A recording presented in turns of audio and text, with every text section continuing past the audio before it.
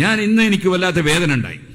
ഒരു മുസ്ലിയാർ അയാൾ പറയുന്നു 10 കൊല്ലം കഴിഞ്ഞാൽ സുന്നികൾ മുഴുവനും പെണ്ണുങ്ങളെ പള്ളിയിൽ കൊണ്ടുപോകും, എഴുതി വെച്ചോളൂ, അത് നടന്നിട്ടില്ലെങ്കിൽ എന്റെ കാത് മുറിച്ചോളൂ.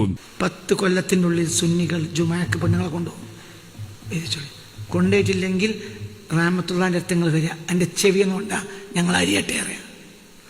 10 കൊല്ലത്തിനുള്ളിൽ സുന്നികൾ ജുമാക്ക് പെണ്ണുങ്ങളെ കൊണ്ടുപോകും, ഇത് ചൊല്ലി ഡേറ്റിട്ട് ഇത് ചൊല്ലി. അപ്പൊ 10 കൊല്ലം അയാൾ ജീവിക്കുന്ന അയാൾ എങ്ങനെയാ പറയാ? ഇയാളെ കാത് മുറിക്കണേ 10 കൊല്ലം ജീവിക്കുന്നു ഗ്യാരണ്ടി കിട്ടണ്ടേ അയാൾക്ക്? അയാൾ എങ്ങനെയാ അത് പറയാ? ഇതേപോലെ 10 കൊല്ലം കൊണ്ട് സുന്നികൾ പള്ളിയിലേക്ക് പെണ്ണുങ്ങളെ കൊണ്ടുപോകുന്ന അയാൾ എങ്ങനെയാ പറയാ? ഇവിടെ ഈ മുജാഹിദ് പ്രസ്ഥാനം വന്നിട്ട് എത്ര കൊല്ലമായി പെണ്ണുങ്ങളെ പള്ളി കൊണ്ടുപോകാൻ വേണ്ടി ശ്രമിക്കുന്നു. ബുദ്ധിയും ഇവരുള്ള ഒരൊറ്റ പെണ്ണിന് വരെ പോയിട്ടുണ്ടോ? അത് പോവില്ല. അയാൾ അങ്ങനെ പ്രഖ്യാപിക്കൊന്നും വേണ്ട.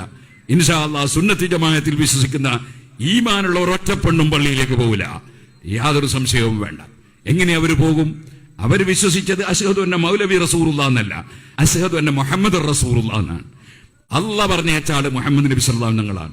ആ മുഹമ്മദ് നബിയാണ് പറഞ്ഞു ഉബയൂതുഹുന്ന ഖൈറുൽ ലഹുന്ന, സ്ത്രീകൾക്ക് നിസ്കരിക്കാൻ അവരെ വീടാണ് ഖൈർ. ആ നബി തങ്ങളെ ധിക്കരിക്കുന്ന സ്ത്രീകൾ മാത്രമേ പള്ളിയിൽ ജുമാ ജമാഅത്തിന് വേണ്ടി പോവുള്ളൂ, യാതൊരു സംശയവും ഇല്ല.